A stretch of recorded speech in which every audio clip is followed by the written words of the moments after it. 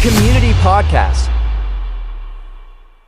Welcome to today's episode of The Community. Today I have with me Mr. Lloyd Runnett and also Taylor Chandler. Today we're going to focus on volunteerism and talk about the impact that volunteerism has on the community. So Taylor, I'm going to start with you. If you will introduce yourself and tell me why you're here today. So my name is Taylor Chandler. I am almost an EMT, and I'm also Class 3 EVOC certified. And I just love being able to volunteer in this wonderful county. So I know you've been volunteering with the Louisa Rescue Squad. Mm-hmm. Talk to me a little bit about that experience. So volunteering with the Louisa County Rescue Squad really opened up so many opportunities and just really why I love this county. The Louisa County Rescue Squad put me through my EMT course, put me through my EVOC course, and it just opened up so many opportunities I never thought I would be able to have. Now, you're sitting next to a gentleman who is very familiar with volunteerism and the need for volunteers in the community and making a difference through nonprofits and working with others. Mr. Lloyd Runnett, you are the Executive Director of the Resource Council in Louisa County. I am. Tell me a little bit about that position, but also talk to me about the need for volunteers. Well, let me start first of all by saying I'm so proud of you. Wonderful. Thank you. I started my career the same as you. My mother was a nurse and ran with the rescue squad. My father was in the fire department. And in the 1970s, I won't tell you when exactly, but I got my start in the rescue squad. And I became an EMT in 1976 and have been one ever since. So I'm approaching my 50th year as an EMT. And you know what's really nice about the volunteer piece for me is it provided me with a wonderful career. I was able to take my volunteer experience and apply it in a career that I loved. I worked for Henrico County Division of Fire for 31 years and finished as the Chief of EMS and Special Operations. And I thoroughly enjoyed my time and loved serving in that capacity. And I still serve as the Chief of the Mineral Volunteer Fire Department.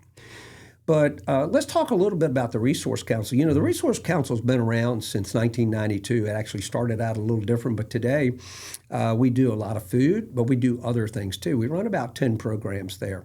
It's a great organization, and I'm very honored to have been there. I've been there a decade. I'm approaching my 11th year there. It has been just a wonderful experience. We work with a lot of volunteers. In fact, I can share with you, James, that last year we did 21,000 hours of volunteerism just at the Resource Council. Wow. And that doesn't include all the people that support us and do all that stuff. I have no idea. And what's really nice is this community is so behind us, but so behind everything that is Louisa, because we have such a great community, a kind community that just is generous, and they give up their time and their resources, and we're truly blessed to live in this great place. So how was the transition from your previous job to working now with the nonprofit? Well, actually, it's not as big a stretch as you think. So leadership is leadership. And I deal today with the Resource Council, which has a lot of volunteers, but also a very small staff. Now, I had a bigger staff in Henrico County and stuff, but people really want to, if they understand the mission and they understand the goals and they understand the vision, it doesn't matter whether you're being paid or whether you're volunteering, you're going to give your professional best to be that. What we have to do is we have to create buy-in. We have to build stakeholders. Mm-hmm. So it's not as hard to do that. And I felt like the transition, many things I learned in the career fire department, I was able to transition over because it's all about building stakeholders. It's about building that sense of community. And whether you're volunteering or you're being paid, it doesn't matter. You want ownership in what you're doing. So what advice would you have for Taylor, being that she's, volunteering right now with Louisa Rescue Squad, but how should she take that and maybe look at how that will impact her down the road? I think that's a great question. And Taylor, I'll give you some advice. I'll give you the advice that I followed. Build upon your education. If I were you, I'd go to a community college or a four-year university. Take what you're learning as an EMT and helping people. And if you have that desire to help people, that's a wonderful gift. That's a wonderful gift. Empathy is a gift. And take that, you build upon it, get some education, build upon your education, and I will tell you, you'll be able to do great things. I think if you have the gift of empathy and loving service, like I think you do, because you're really a thing, then you're going to do well. And I've been truly blessed. I will tell you, my volunteerism helped me to be. Really through my whole career and today, still, what I learned from my mom on the rescue squad many years ago, I apply daily. I love that. Yeah. So Taylor, you have an opportunity to ask him any questions now. He's so much knowledge and wisdom, not just from his current position, but his background. And I think that kind of ties into what you want to do as well long term. Can you think of any questions that you may have for him? Yeah, so what made you want to be so involved with our lovely community? So this community birthed me, I guess you could say. I grew up here. My mom, all the empathy I get from my mom and my dad too, but really my mom was very community involved. She loved this community. She wasn't a native. She was actually from Canada, and she married my dad and moved here, but she was very involved. And I had great role models. And so what it is that this is a fabulous community. We really get along. I mean, it's not just Friday nights in the jungle. It is every day.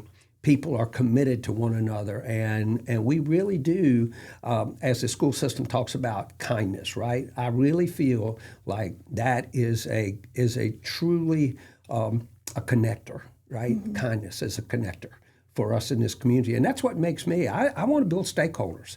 I want people, they may not stay here in Louisa. I have a son that went to a great university in Blacksburg, right? And I mean, it's probably the best university in Virginia. And he went down there, and he doesn't live in Louisa anymore. But the lessons that he learned here in Louisa County, the kindness, the dignity, the respect, the giving back to the community, he actually uses in his community where he lives today, and he's involved in his community. So that's what I say. Wherever you end up, remember the lessons that you learned here in this community and take it with you and spread it, because I will tell you, what we do here is contagious. So listening to you talk, I can tell you're very passionate about what you do, and you're passionate about making an impact in the community. When did you notice that? When did that start? Was it when you were doing your first job, in your 20s, 30s? When did you develop that passion for the community? So I never knew anything different. I never knew anything, like I mentioned my mom a couple of times because of her empathy. I never knew anything different other than to be a part of the community, to love this community and to be a part of it. And so to be involved. And so I had a great role model. And my dad, too. I think because he was in the fire department, Mom was in the squad, and they were just good. And they were very involved in church. And as you know, that I'm also involved in church. But they were very involved in the church. In fact, I have a great story about them. Today, there's a program at the Resource Council called the Emergency Food Pantry. That program's been around since the 1950s. It started in a faith-based community in Louisa County, and it resides today at the Resource Council. I remember delivering food with my mom and dad to people's homes from the Emergency Food Pantry, and that is on my hard drive. And so I think every time I walk past that, I think, golly, what a legacy that they have and the people who created that have for this community. So yeah, I don't know. I don't know. It's sort of like when I met Jesus. I've never not known him. Right. It's been pretty neat just to do some research on the Resource Council and the number of people that are being served and impacted by the Resource Council. Yeah. First of all, you had just mentioned the number of programs that you guys are offering, your core programs, and I think they're that's been increased, because I went to the website to look at what you had Yeah. on, and I think there was about 3 or 4 less programs listed on the website. So can you talk a little bit about Yeah, the so programs? I'll start with, well, first of all, the Community Covered Board's the big program everybody knows, and we're serving about 1,900 families monthly in that program, just that one program.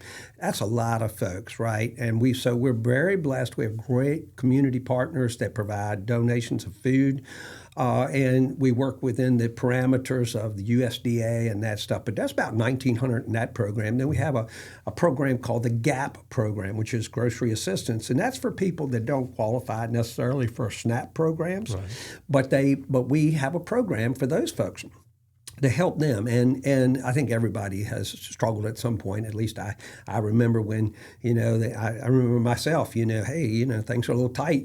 We have that programs. We have that. The Emergency Food Program, which I mentioned a minute ago, is the program we have the most latitude. It's a program when we have a community emergency, or when we have, like the snowstorm of about 2 or 3 years ago, we were able to feed. We fed 311 families that had nothing to do with the Resource Council through that program. It's also the program that we use for our unhoused population. We currently serve between 8 and 12 unhoused folks monthly, and sometimes weekly, and sometimes daily. And what we do is the Emergency Food Pantry is the program that we use for that, and we're able to do that. We have a great backpack program that we partner with the faith-based community and the Louisa County school system. So we're pretty excited that we're able to have those backpacks for those children to go home with every weekend.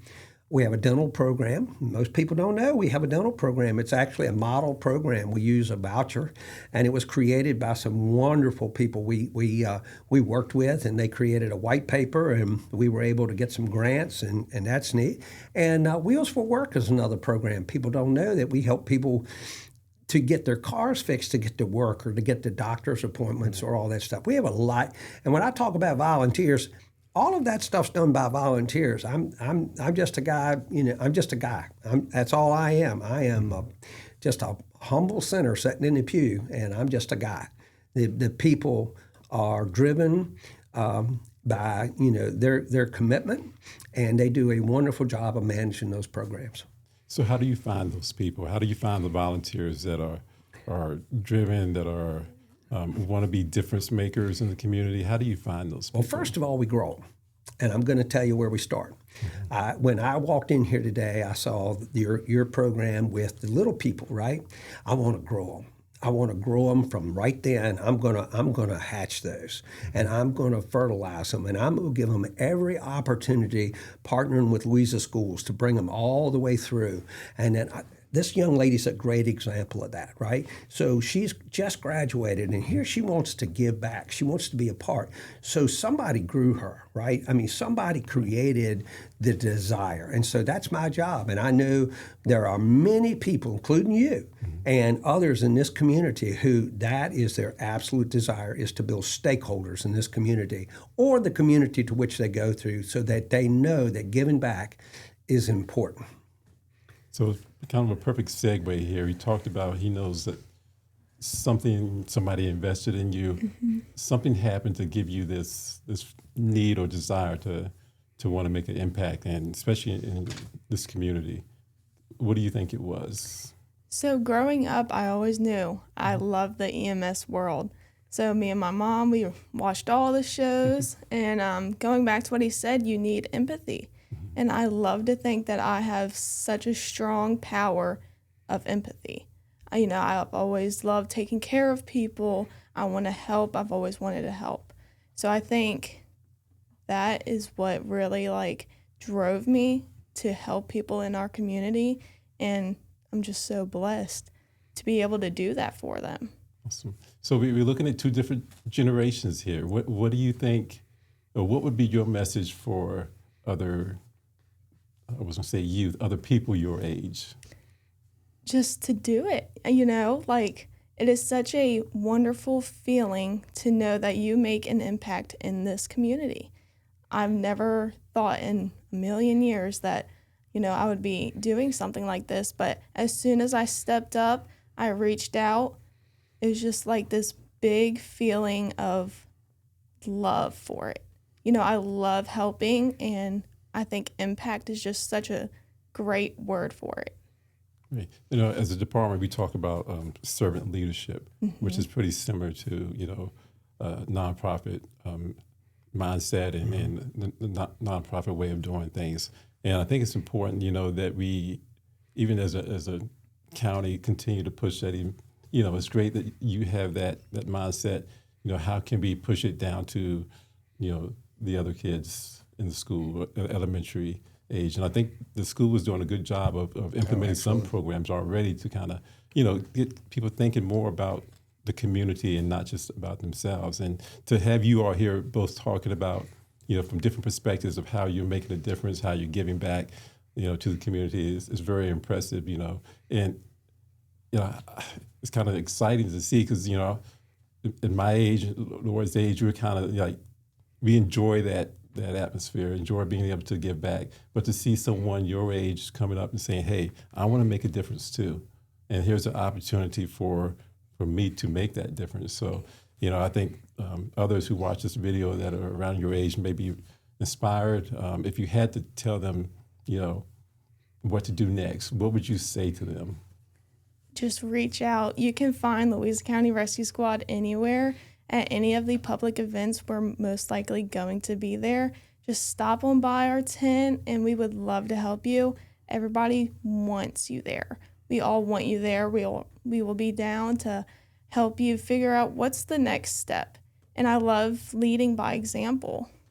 So is there any tests? What's the process for them to, you know, once they come by and say, hey, I'm interested in serving? Yeah, so you do have to fill out an application, and then once our chief sees the application, you'll be invited to our monthly meeting, and that's when you will get voted in. It's a very simple process, and once you're voted in, you know, you're there, you can start volunteering. You don't have to have any type of certification. When I started, I didn't know anything. I started as a junior member, and I would just ride along, help the higher ups, so like the EMTs and paramedics. I would help them, you know, grab this, grab that, and you're just a helping hand, and it makes you want to educate yourself more so you can do more.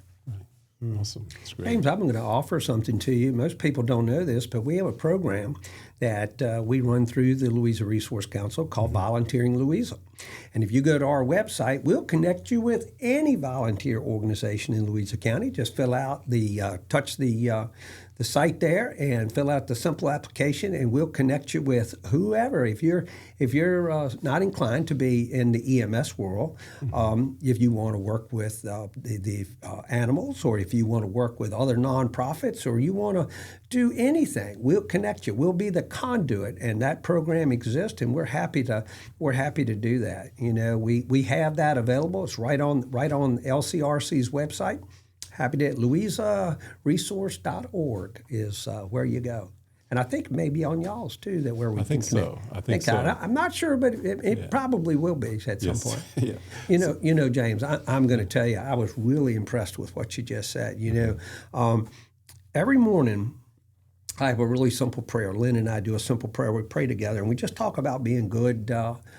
We talk about being good hosts for the Holy Spirit, right? Being great vessels for the Holy Spirit, more Him, less us, right? And I, you know, that's my motivation. That's who I think. But I was really impressed with what she just said, you know, about having an impact, making an impact on this community. And I'm so glad to see someone like that. I mean, she just reminds me of so many good people that I've seen come through, and I wish you the best. I think you're going to do fabulous. Thank you.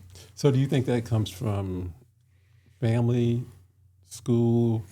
What would you say, or the community as a whole? Where do you think that comes from? So my parents, always down to help somebody. My mom originally was going to be in the EMT setting.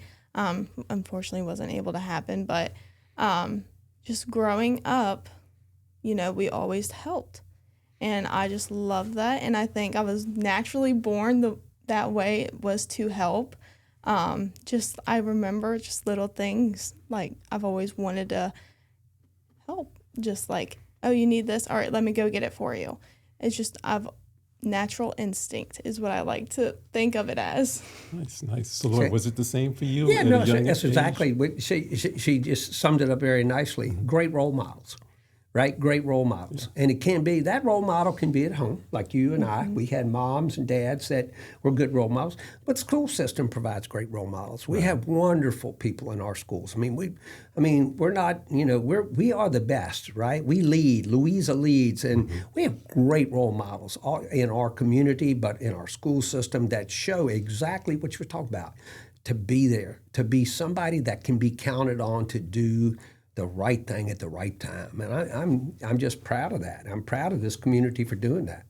Yeah, and I think for me, it did start in the home, of course, with my mom and dad, but then also in the community. Yeah. When I participated in different sports programs as a youth, I had a coach that, who wanted more from me and modeled not only in his actions and his behavior, but also showed me what, he wanted me to be when I was older. Talked about, leadership, talked about being a difference maker and what could happen, and making the good choices and bad choices, but giving me the opportunity to say, hey, you have the opportunity to do this if you focus, do the right things. And I think, it says something about the community as a whole. We may have gotten to the same point or have the same beliefs, but there's different ways that this community impacts us. Yes. And to highlight, the people here that do that, the school system, like you talked about, is a big part of it. The family, but also, there are people that want to see others make a difference. It's not one of those situations where you live in the community where everybody's trying to pull you down and so they can rise up. There are people out there that will literally pick you up so you can, be successful and help you do what you want. And having someone like you here to not just share your story, but to talk about, her and the impact that she's going to have and just encourage her, I think will make a big difference, on you and your future goals, whether it is staying with, the EMT or the rescue squad or whether it's running a corporation where you're, are now impacting others and sharing the same beliefs that you have with others. So it's neat to have that conversation about volunteerism. James, I'm going to add something. I think we're living in our best Louisa right now, but it's going to be better tomorrow. Yeah. And you know why it's going to be better tomorrow? Because we have young people like this. You and I are here, and we're making our difference every day. But she's going to be different, right? She's going to be making a difference, and that's where. So we're living our best Louisa right now, but the next generation is even going to be better, right? Because we're investing. She's investing in our community. Others are investing in our community. I'm excited. I'm excited about what's happening in Louisa, and I'm excited about what's going to happen in Louisa. Right. We got a lot of good things going on, and as my friend Doug says, we're going to be good to great. We're going to be great. That's the goal, right? Yes, sir. It So is. when you talk about some of your programs, do you have a number of youth that are now participating in we a do. volunteer So we do, status? absolutely. We do youth. We have evenings where we have youth groups come in. We actually work with the school system. We have a program we work with them called Education for Employment. And so we have opportunity for those folks to come in. Many of the different leadership classes, different things come in, and they all come in and participate, and they see what we're doing.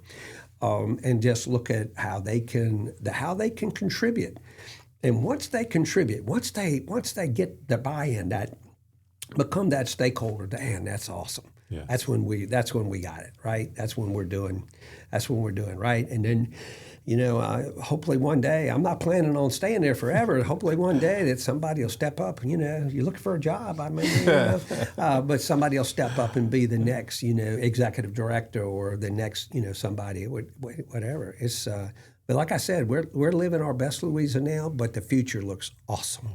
Looks awesome. So you talked about some of your programs. If you have the opportunity to create another program, or you might be thinking about something else, what would that program be? That's a great point. And what we do is every year our chairman is very strategic thinker, and our board is very, very strategic, and was made up of many different community leaders. We examine that every year. We look at opportunities that exist that are not being met. We're never going to try to do something redundant. with somebody else. I'm not going to do a program somebody else is doing. But if there's an unmet need, we're looking for opportunities. And we've done a couple of programs that we tried that were not as successful, so we stopped. But we're currently we're looking at some different things right now to see what we can do. See about like volunteering Louisa was about creating a conduit to get people from that wanted to be volunteers and also that had volunteer organizations that needed volunteers. And so we did that. Wheels for Work was another one, and the dental program really came of a partnership with UVA School of Nursing. Vicki Southall, and most people know Vicki and Al, but Vicki was instrumental in getting that program off the ground. So we look every year. We look at what's being, who, and everything's about partnerships, James, Right. and I think you know that. Everything. We partner with everyone, including you at tourism and Parks and Rec tourism and the county and the schools and every civic organization. Yeah, we partner with everybody because together we're better. Right. I mean, and that's what I say all the time. I know I was looking at your website, and one of the comments on there is that you strengthen the community. And I think when you talk about your partnerships, that's what provides that strength. It's not just on your shoulders. You're not responsible No, not for at all. everything. It's bringing the team together. It's bringing people who care about the community. So everything's built on a firm foundation, right? It's not built on sand. Right. If you build it on sand, it's not going to last. And I think I got a book that tells me that somewhere. Right. So we build on a firm foundation. And the way to build that firm foundation is to create strategic partnerships with civic organizations, with other nonprofits, with county government, with anybody we can. We create a partnership to build a stronger foundation to build on. And out of that comes a much better product. And I truly believe different people looking at issues from different perspectives gives us a better view and a better ability to serve the community. So with Louisa growing at the rate that it is, Yes. How do you think that's going to impact you and your role there? That's a great question. It's one we've been talking about for 3 years. Louisa is very much in transition. I grew up in Louisa County that was a rural agrarian community. Today we're quickly transitioning to a suburban community, although we still have great rural and great agrarian. We still have agriculture, we still have those things, but there's a lot going on. Louisa is one of the most desirable places to live in the Commonwealth. I can show you that in 100 different places. The school system is world-class, forward-thinking, top-notch. And, we have all these great things, so people want to come here. Right. And so what happens is, there's a negative side to that too, right? Because the most vulnerable population we have becomes more vulnerable because of the increase in population. So our native population, we really have to work with people like the Housing Foundation and stuff to make sure that we're able to keep those folks in their homes and stuff, because housing, it's not just here, but everywhere, housing's a difficult situation. Right. And Louisa is very much in transition. I mean, it's a fabulous community, but we have to work with the most. We work with the most vulnerable population, and we have to. I need to stand beside them. I need to walk beside them as the executive director to make sure that that we have all the tools in the toolbox to make sure that everybody gets everything they need, as much as to the best of our ability. So, how do you connect people that may be new to the county, connect them with the concerns, with the issues, and get them involved with Well, Resource James, this Council? is a great example of that today. And first of all, I want to thank you and thank your team for inviting us. This is an opportunity, and this is what I'd love to do, to come and to spread the good news of Louisa, and also to talk about the issues that we've talked about today, and to have an impact on. And this young lady's going to have a great impact on that, and how we can work better together. Yeah, that's my job. I mean, in a nutshell, that's my job. And I look for opportunities like we are here today to be able to spread the mission, vision of the Resource Council in our community, and to try to make it a better place through that. That's great, because one of the goals of this podcast is to create awareness. We understand that a lot of people maybe leave Louisa, come back to Louisa, but Louisa is steadily growing. And It is. It's not just growing in population, it's growing in event space, it's growing in activities, it's growing in support from, Yeah, from no, you and absolutely. programs, different My goal programs, today is to actually break Travis and Taylor's record, for the most viewed podcast, right? Now look, like. So we don't have Travis and Taylor, we have Lloyd and Taylor. Yeah, there you go. That's what I was getting ready to say. You stole my line. There you go. Yeah, no, yeah, like so. Yeah, but so anyway, but no, I really and truly, this is a great opportunity. Now, I'm so thankful for you inviting me, and here we are today, and we're talking about all these things, and hopefully the community will get behind it. And and I invite people all the time to come to the Resource Council anytime. Stop by, visit. My door's always open. And but be careful, because once you touch it, you're going to hold on to it, because we're going to put you to work. Somebody asked me the other day, do you have a job for me? And I go, no, but I can create one. I can create an opportunity for you. And that's it. Yeah, and right? I think it's a good opportunity for someone who is looking to get involved, because of the different opportunities that you do have there. Yeah. It's not just for you to go in and say, okay, this is the opportunity is one thing. No, you've got 5, 6, 7, maybe 8 different opportunities. In the other world I live in, with the fire chief hat, I'm still at Mineral Fire Department, 50 years, nearly 50 years I've been there. And I started like her at, thing. And I looking at, not everybody can be a firefighter. Not everybody can be an EMT or a medic or whatever, but they can serve. And I guarantee whatever gift God gave you, if you want to use it, I probably can find a spot for you. Yeah. If not, if you want to be an EMT, because I think that's important. Obviously, I started that way. If you want to be a firefighter, I think it's really important. But if you don't have those gifts, if it's not within your physical capability or not within your thing, I bet you I can find a spot, or we can find a place for you in Louisa County. Mm-hmm. So you talked about gifts, and I'm going to ask you this question, see what your response is. How do you know what your gifts are? Or, someone like Taylor, what would you recommend? Hey, someone who says, I'm not sure what I want to do down the road. I'm 18, 19 years old. I'm not sure.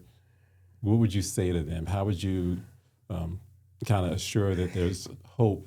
Well, I'm going to tell you, she answered it really well earlier about it. She said, I really like helping people, right? Well, is that a gift? Do you have the gift of empathy? Do you have the gift that you can understand how somebody feels? Is that a gift for you? And you ask yourself and you say, yeah, well, that's right. Serving people may not be your thing. You may have other kinds of gifts. I'm not great at technology, but there are people that are really good at it, and I partner with them. No, I don't really partner. What I do is ask them to help me.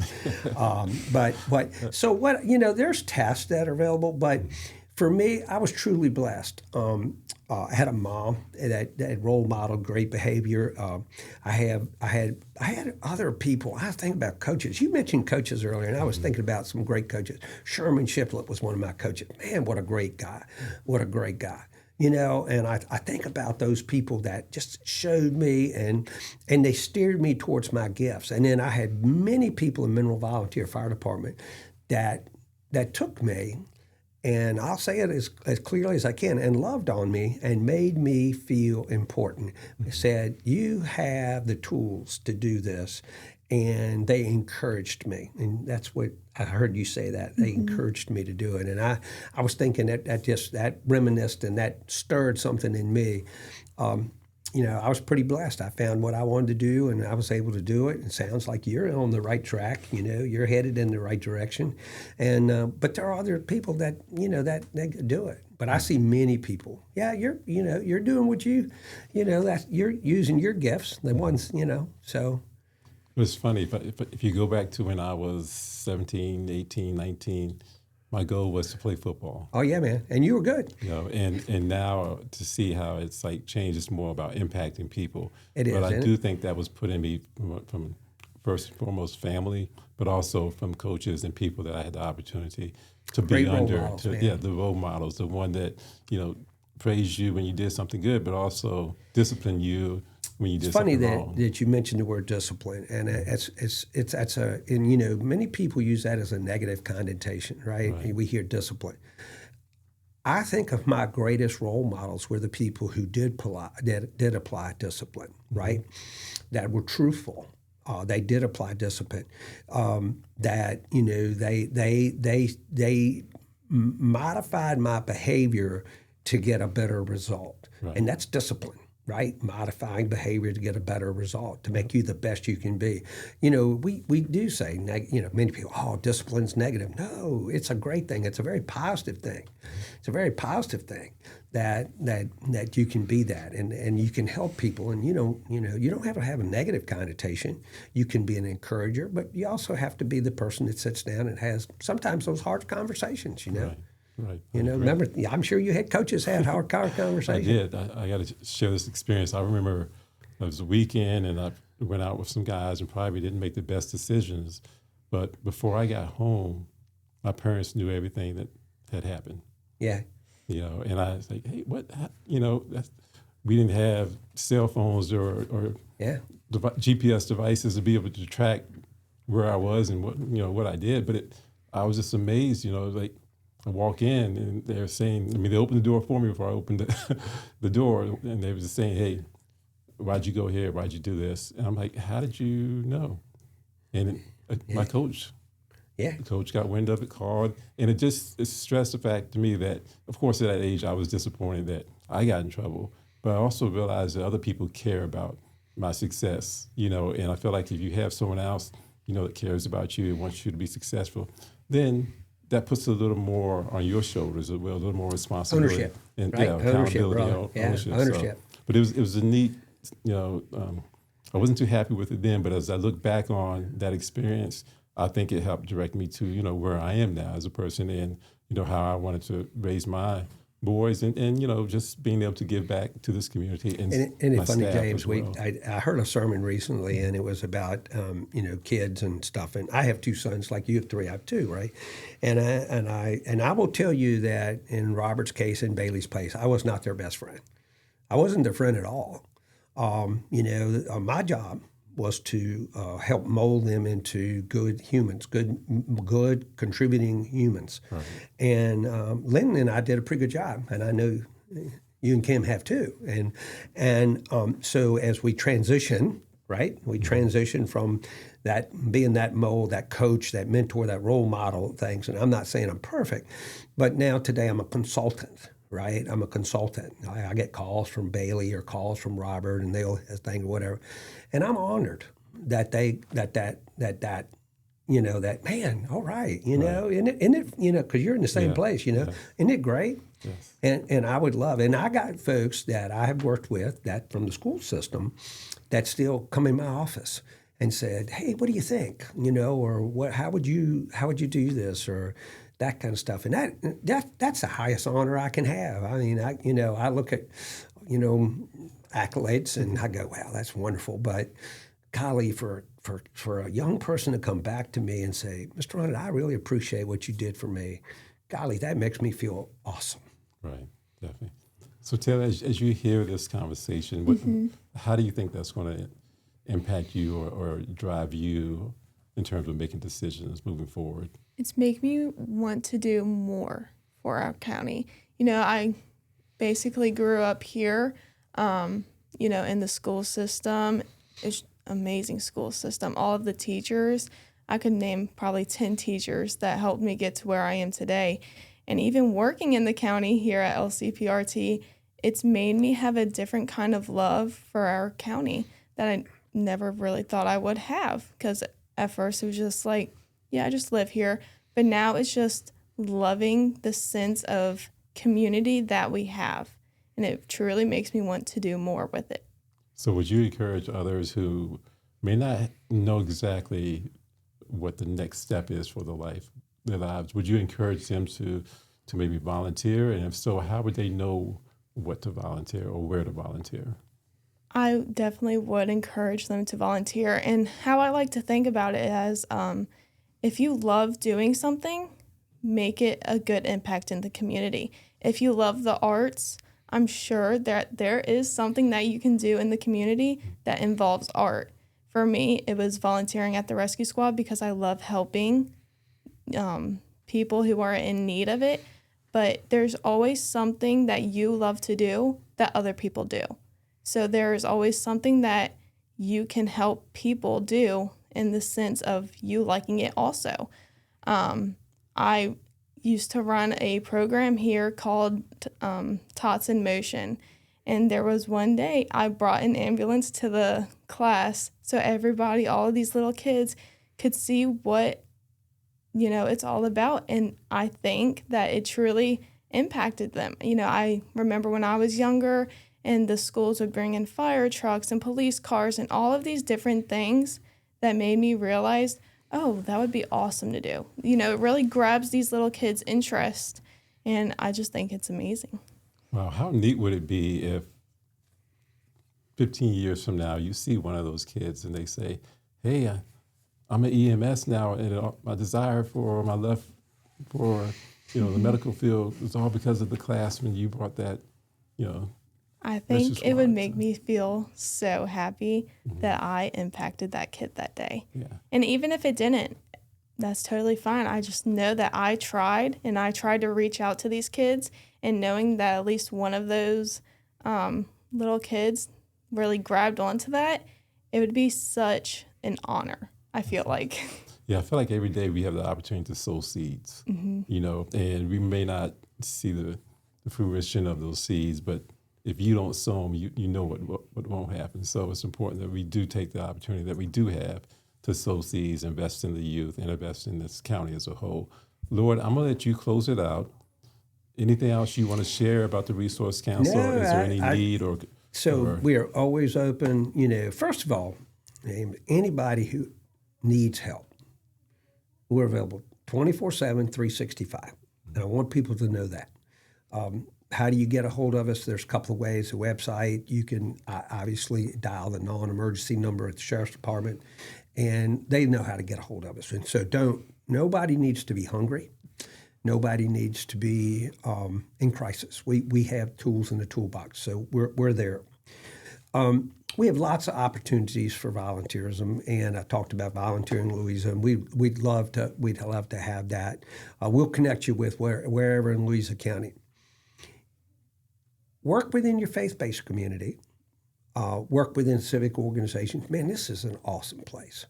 The school system is an awesome place. Everything so look for opportunities. Even like I said, whatever your gift is, think about it. Talk to the guy that gave you the gift, right? That creator, and say, hey man, what do you want from me, right? And then be a good vessel for him.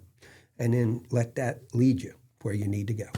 Awesome advice. Well, I want to thank you both for joining us today on The Community. I think what you've talked about and what you shared, we're going to reach a lot of people, from different age groups. And for us to have that opportunity to again, impact people, that's why we're here. That's why we kind of started this podcast, because, there's an awareness piece, but there's also an opportunity to share knowledge and wisdom, and to have both of you all in here today. I'm truly appreciative of your willingness to talk about your desire and impact and how things got started, and why you're passionate about what you're doing and your plans for the future. And Lord, your insight on just the programs, the community, the faith aspect of it is inspiring as well, and I think that's very important. So thank you both for joining us today on The Community, and I wish you both success moving forward. Thank you. Thank you.